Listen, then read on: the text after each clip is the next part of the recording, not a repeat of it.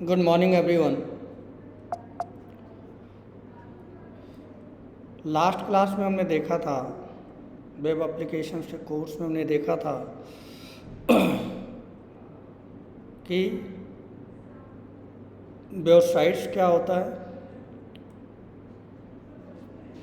और type of websites के बारे में हमने देखा था। हमने आपको बताया था कि जो वेबसाइट्स है उसको दो टर्म में यूज करते हैं। एक को वेबसाइट्स बोलते हैं, दूसरे को डायनेमिक वेबसाइट्स बोलते हैं। स्टैटिक वेबसाइट्स क्या होती है, डायनेमिक वेबसाइट्स क्या होती है, इसके बारे में हमने आपको डिटेल में लास्ट क्लास में बताया था। अब आगे की बात करते हैं। आज का हमारा टॉपिक है working of web application. Working of web application. Working of web application यानी जब भी हम वेब एप्लीकेशन बनाते हैं, कोई वेबसाइट्स बनाते हैं, तो वो कैसे काम करता है, वो कैसे काम करता है, इसके बारे में हमें आज समझना है।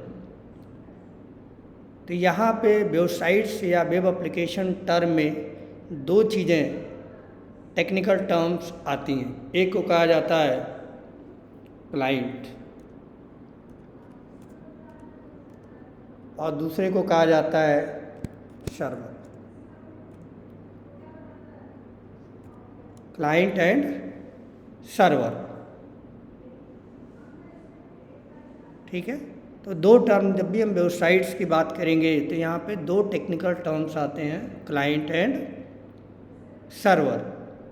तो ये क्लाइंट और सर्वर क्या होते हैं वो आगे अभी हम देखेंगे। तो सबसे पहले हम लास्ट क्लास में बात किए थे स्टैटिक वेबसाइट्स की या डायनेमिक वेबसाइट्स की, या उसी को हम वेब एप्लीकेशन में बोलते हैं, इसके बारे में हमने बात किया था। तो एक जो स्टैटिक वेबसाइट्स होती है वो कैसे काम करती है उसको एक फिगर के थ्रू हम देखते हैं। तो वर्किंग ऑफ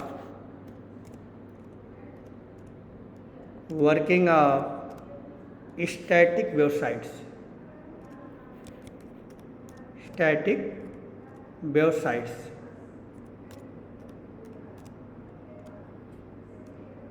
वर्किंग ऑफ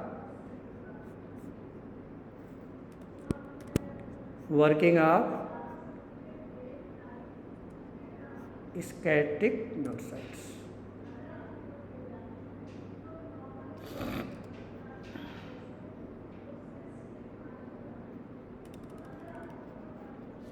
तो इसको समझने के लिए एक फिगर के थ्रू समझते हैं। तो सबसे पहले हमारे पास किसी वेबसाइट्स को चलाने के लिए जनरली हम क्या यूज करते हैं, वेब ब्राउज़र जो अलग अलग कंपनी का आता है। तो मैं मान के चलता हूँ कि मेरे पास एक वेब ब्राउज़र है। ये क्या हो गया, वेब ब्राउज़र।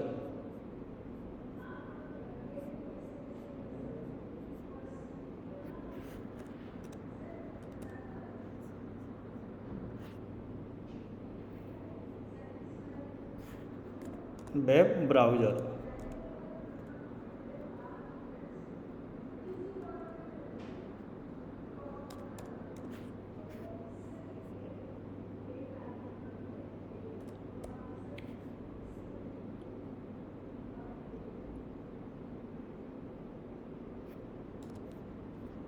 वेब ब्राउज़र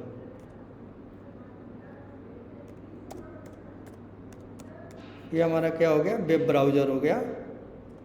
इसी वेब ब्राउज़र को जनरल टर्म में हम बोलते हैं क्लाइंट।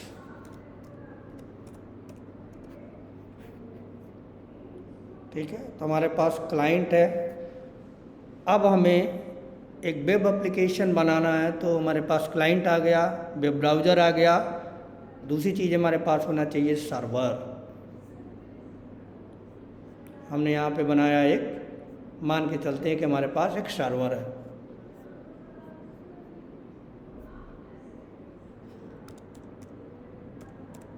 ठीक है जी, ये हमारा हो गया सर्वर।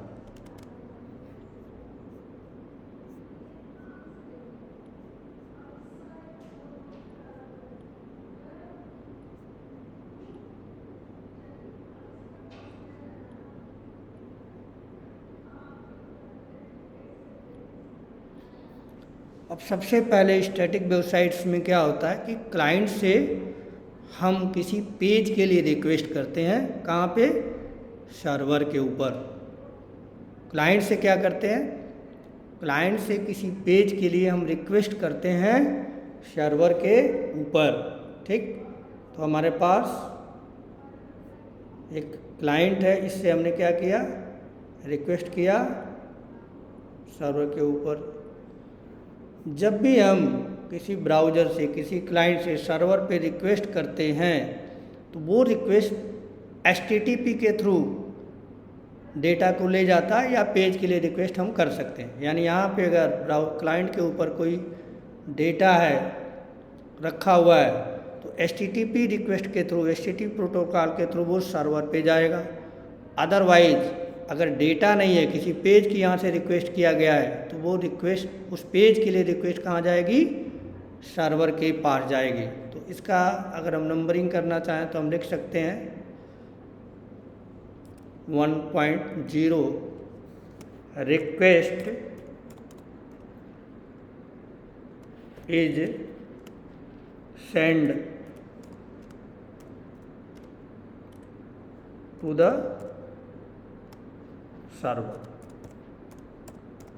यानी रिक्वेस्ट हम कहाँ भेजते हैं? सर्वर के पास भेजते हैं। रिक्वेस्ट कहाँ भेजते हैं? सर्वर के पास भेजते हैं कि हमें पर्टिकुलर ये पेज चाहिए या डेटा ये चाहिए। तो सर्वर क्या करता है? उस रिक्वेस्ट को एक्सेप्ट करता है। सर्वर क्या करता है? जो भी रिक्वेस्ट हमने किया है वो सर्वर के पास जाती है। सर्वर उस रिक्वेस्ट को क्या करता है? रिक्वेस्ट करता है। सर्वर को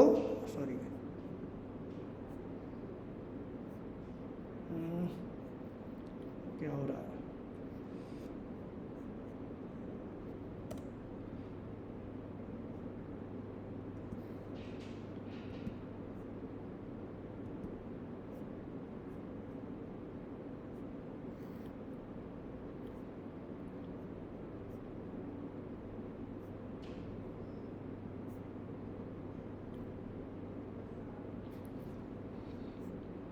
इसको हम हटा देते हैं। क्या हो गया?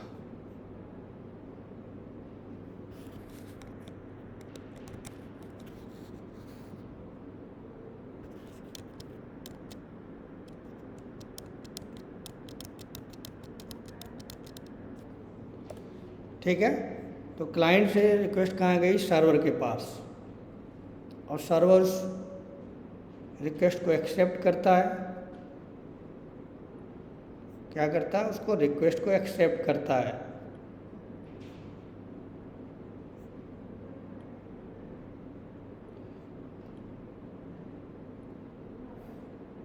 ठीक। और जिस पेज के लिए रिक्वेस्ट गई है, किसी पेज के लिए रिक्वेस्ट क्लाइंट से भेजा गया है, वो पेज पहले से बना के यहाँ पे रखा हुआ होता है सर्वर के अंदर। इस तरह से अलग अलग वेब पेज, HTML का पेज बना के यहाँ पे रखा होता है। सर्वर के अंदर अलग अलग पेज बना के रखा होता है।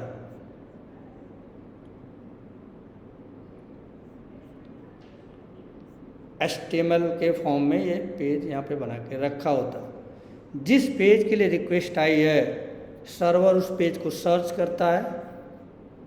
सर्वर उस पेज को सर्च करता है, ठीक, इन्वायरमेंट को देता है, और यहाँ से जो पेज है वो रिस्पॉन्स होता है और कहाँ चला जाता है? क्लाइंट के पास चला जाता है। ये क्लाइंट के पास चला जाता है। यानी सर्वर उस पेज को सर्च करता है और सर्च करने के बाद उस पेज को क्लाइंट पे भेज देता है। मीन्स जहाँ से रिक्वेस्ट आई है, जिस ब्राउज़र से रिक्वेस्ट आई है, वो उस ब्राउज़र पे उस HTML पेज को बाई सर्वर भेज दिया जाता है। यानी जो भी HTML पेज है उसमें कंटेंट होते हैं, वो कंटेंट HTML के फॉर्मेट में होता है और वो HTML का पेज ब्राउज़र के ऊपर भेजा जाता है। यानी ये 1.2 हो गया है।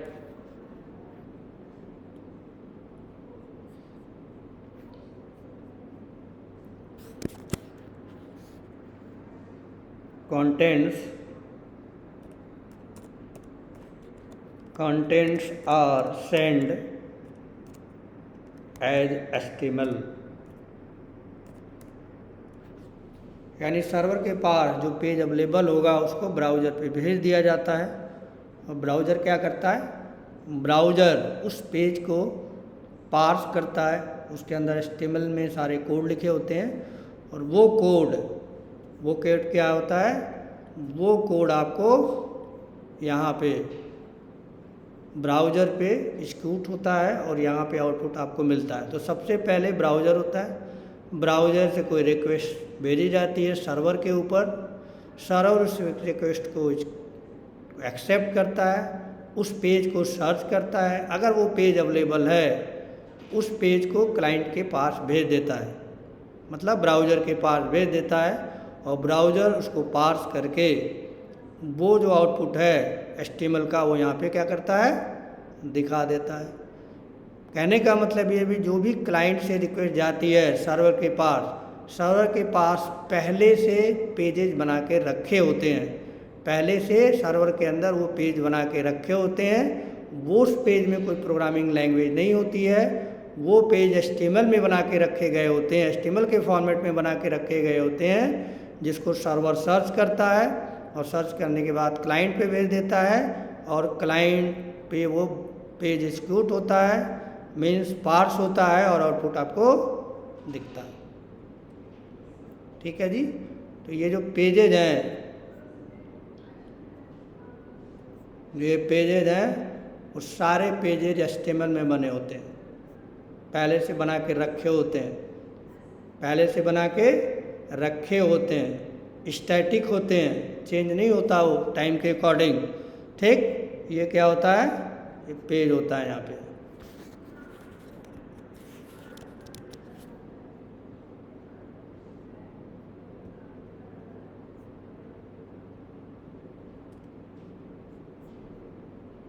ये क्या हो गया, HTML पेजेज होते हैं।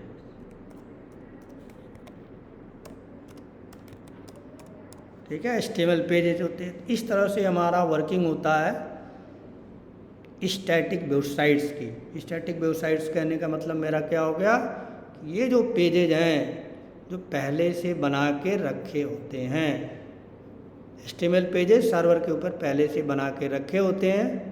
ठीक है, जिसको हम जनरली वेबसाइट्स बोलते हैं। ठीक है, वेब एप्लीकेशन नहीं बोलते हैं, वेबसाइट्स बोलते हैं। यानी सर्वर से रिक्वेस्ट जाएगी किसी पेज के लिए, सर्वर उसको एक्सेप्ट करेगा, उस पेज का नाम मिलेगा, वो पेज अगर HTML के फॉर्म में पहले से अवेलेबल है तो सर्वर उसको जहाँ से रिक्वेस्ट आई है, जिस क्लाइंट से रिक्वेस्ट आई है उस पर भेज देता है और वहाँ पे वो पेज एग्जीक्यूट होता है। तो इस तरह से हमारा स्टैटिक जो वेबसाइट्स होता है वो काम करता है। यानी पूरी पेज क्लाइंट टू सर्वर भेजी जाती है, रिक्वेस्ट भेजी जाती है और रिक्वेस्ट ये रिस्पॉन्स करता है HTML के फॉर्मेट में, आउटपुट यहाँ पे आपको मिल जाएगा। तो ये पहला तरीका हो गया कि कैसे हमारा स्टैटिक पेज एग्जीक्यूट होता है, यानी कैसे हमारी वेबसाइट्स वर्क करती है। तो आई थिंक यहाँ तक आपको समझ में आ गया कि स्टैटिक वेबसाइट्स की क्या वर्किंग होती है। जो भी रिक्वेस्ट यहाँ से जाता है वो HTML के फॉर्म में नहीं जाता, HTTP के फॉर्म में जाता है, जो क्या होता है, एक प्रोटोकॉल होता है। यहाँ से रिक्वेस्ट भेजने के लिए HTTP के फॉर्म में रिक्वेस्ट सर्वर के ऊपर जाती है। तो एक तो हो गया हमारा पहला तरीका, working of static websites. Working of static website. अब दूसरे की अगर बात करें कि डायनेमिक वेबसाइट्स या वेब एप्लीकेशन कैसे काम करता है, तो दूसरा टॉपिक ले लेते हैं,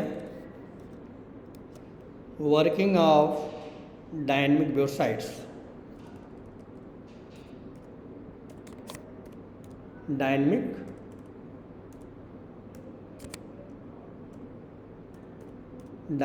वेबसाइट्स, या उसको आप बोल सकते हैं वेब एप्लीकेशन।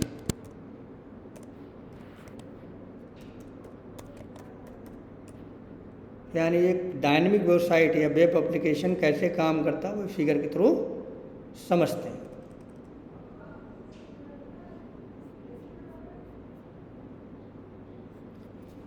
ठीक है, तो इसमें भी क्या होगा, हमारे पास एक क्लाइंट होगा। ठीक, क्लाइंट से हम यहाँ पे रिक्वेस्ट भेजेंगे सर्वर के ऊपर, सर्वर इस रिक्वेस्ट को एक्सेप्ट करेगा। तो यहाँ पे जो चीज़ है, ये पेजेज पहले से बना के नहीं रखे गए होते। जो डायनेमिक वेबसाइट्स हैं, ठीक है, उसके अंदर पहले से पेजेज बना के नहीं रखे गए होते। यहाँ पे एक प्रोग्राम होता है। क्या होता है? यहाँ पे एक प्रोग्राम होता है। ठीक, रिक्वेस्ट गया सर्वर के पास, सर्वर ने उस रिक्वेस्ट को एक्सेप्ट किया और साथ ही साथ इसके अंदर एक प्रोग्राम बना के रखा गया होता जो किसी भी प्रोग्रामिंग लैंग्वेज में, सर्वर साइड प्रोग्रामिंग लैंग्वेज में हो सकता है। यानी यहाँ पे एक प्रोग्राम है,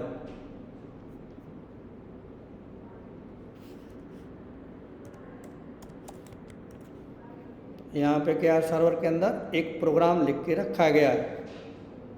तो जैसे यहाँ से क्लाइंट से रिक्वेस्ट जाती है सर्वर को, सर्वर उसे एक्सेप्ट करता है। जो भी रिक्वेस्ट दी गई है उस रिक्वेस्ट को प्रोग्राम को देता है। प्रोग्राम क्या करता है?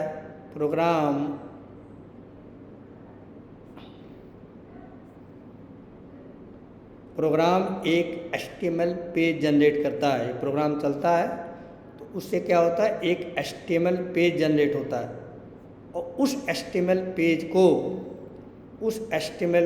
को सर्वर के ऊपर भेजा जाता है। उस HTML पेज को सर्वर के ऊपर भेजा जाता है जो प्रोग्राम के थ्रू जनरेट किया गया है। ये प्रोग्राम है। ये प्रोग्राम ने इनपुट के बेस पे जो भी रिक्वेस्ट आई है उसके बेस पे इस प्रोग्राम ने एक HTML पेज जनरेट करेगा। यानी यहाँ पे पहले से फिक्स नहीं होगा, यहाँ पे एक प्रोग्राम होगा, उस प्रोग्राम का काम होगा HTML पेज जनरेट करना, आउटपुट जनरेट करना। किस फॉर्मेट में? HTML के फॉर्मेट में। तो HTML के फॉर्मेट में ये प्रोग्राम क्या करेगा, एक HTML के फॉर्मेट में जो भी रिक्वेस्ट आई है उसके करस्पॉन्डिंग एक पेज बना देगा और वो पेज फिर सर्वर पे क्लाइंट पे सेंड किया जाएगा। यानी डायनेमिक पेज होगा वो, dynamic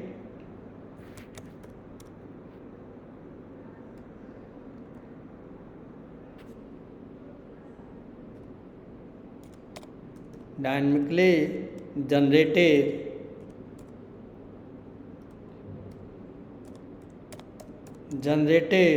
content send as HTML। यानी जो हमारा प्रोग्राम होगा वो एक पेज बनाएगा, रन टाइम पे बनाएगा, पहले से बना के नहीं रखा हो गया होगा। ठीक, तो वो जो HTML का प्रोग्राम बनाया, जो भी आउटपुट यहाँ से जनरेट हुआ है, डायनेमिक जनरेट हुआ है, किसी प्रोग्राम के थ्रू जनरेट हुआ है। तो यहाँ से हम वो प्रोग्राम हमको सर्वर के प्रोग्राम ने एक पेज बनाया, HTML पेज बनाया। वो पेज हम क्लाइंट पे, सर्वर क्लाइंट पे भेज देता है, क्लाइंट उसको एग्जीक्यूट करता है, आपको आउटपुट मिल जाता है। तो यहाँ पे जो ये प्रोग्राम है, ये जो प्रोग्राम हम यहाँ पे बनाएंगे, ये प्रोग्राम कई तरह के टेक्नोलॉजी में बनाया जा सकता है। कई तरह की टेक्नोलॉजी में बनाया जाता है, जिसको हम सर्वर साइड टेक्नोलॉजी बोलते हैं। इसको हम सर्वर साइड टेक्नोलॉजी बोलते हैं। अगर पुराने टाइम की बात करें तो यहाँ पे ये प्रोग्राम सी लैंग्वेज में भी हो सकता है, ठीक, C++ में भी हो सकता है, ठीक है। उसके बाद मॉडर्न की बात करें, इस समय की बात करें तो ये किस में हो सकता है, पर्ल में भी ये बनता है,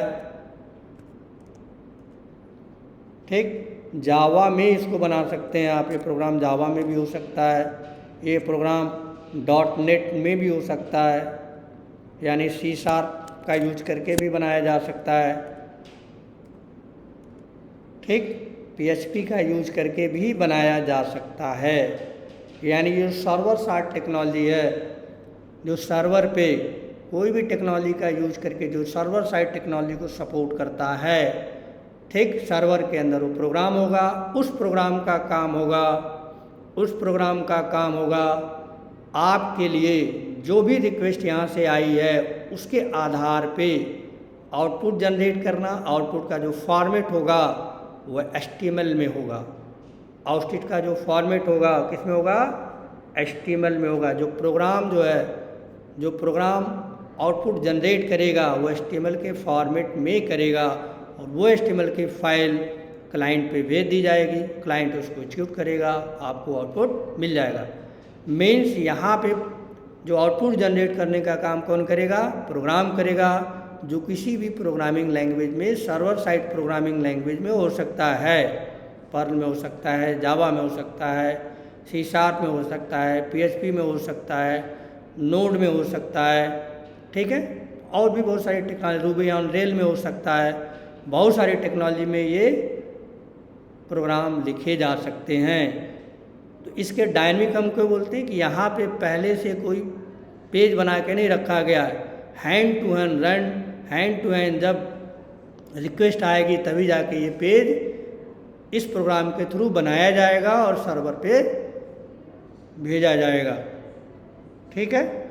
तो इसमें जो है जनरली जब हम बात करेंगे तो कोई भी इंफॉर्मेशन हो, कोई भी टेक्नोलॉजी हो, जो क्लाइंट का पूरा पेज, यानी जो भी यहाँ पे है वो सारी चीज़ें यहाँ भेजी जाती हैं, यहाँ पे एग्जीक्यूट कराया जाता है और आउटपुट आपको यहाँ पे मिल जाता है, ठीक है। तो यहाँ पे आई थिंक आपको समझ में आया होगा बात कि डायनेमिक जो वेबसाइट्स हैं वो कैसे काम करती हैं। उनके लिए प्रोग्राम लिखना पड़ता है, जो सर्वर उस प्रोग्राम को क्या करता है, एग्जीक्यूट करता है। एक सॉफ्टवेयर है सर्वर जो इस प्रोग्राम को एग्जीक्यूट करता है, जिसको वेब सर्वर या एप्लीकेशन सर्वर भी कहते हैं। वेब एप्लीकेशन या वेब सर्वर या एप्लीकेशन सर्वर के थ्रू प्रोग्राम को एग्जीक्यूट करने के बाद HTML जनरेट करना और फिर क्लाइंट पे भेज दिया जाता है, ब्राउज़र पे भेज दिया जाता है। जो ब्राउज़र उस HTML के पेज को रीड करके टैग के आधार पे उसको आउटपुट जनरेट कर देता है, जिससे आउटपुट आपको ब्राउज़र पे या क्लाइंट पे मिलता है, ठीक है। तो आई थिंक आपको आज की क्लास में हमने 2 चीज़ें लेके चली थी, 2 चीज़ें हम आपको बताएंगे। पहला स्टैटिक वेबसाइट्स क्या होती है, ठीक है, स्टैटिक्स क्या होती है और कैसे काम करती है। साथ में हमने आपको बताया डायनेमिक क्या होती है और कैसे काम करती है। तो ये जो फिगर है ये डायनेमिक का है या वेब एप्लीकेशन का है, वर्किंग ऑफ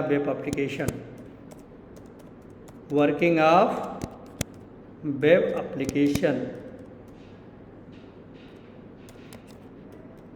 यानी डायनेमिक जो वेबसाइट्स होती है उस तरह से काम करती है। इंटरनल कैसे करती है ये फिगर के थ्रू हमने आपको बताने की कोशिश की, ठीक है। तो आज के लिए इतना रखते हैं, नेक्स्ट क्लास में यहाँ से आगे बात करेंगे। Thanks a lot.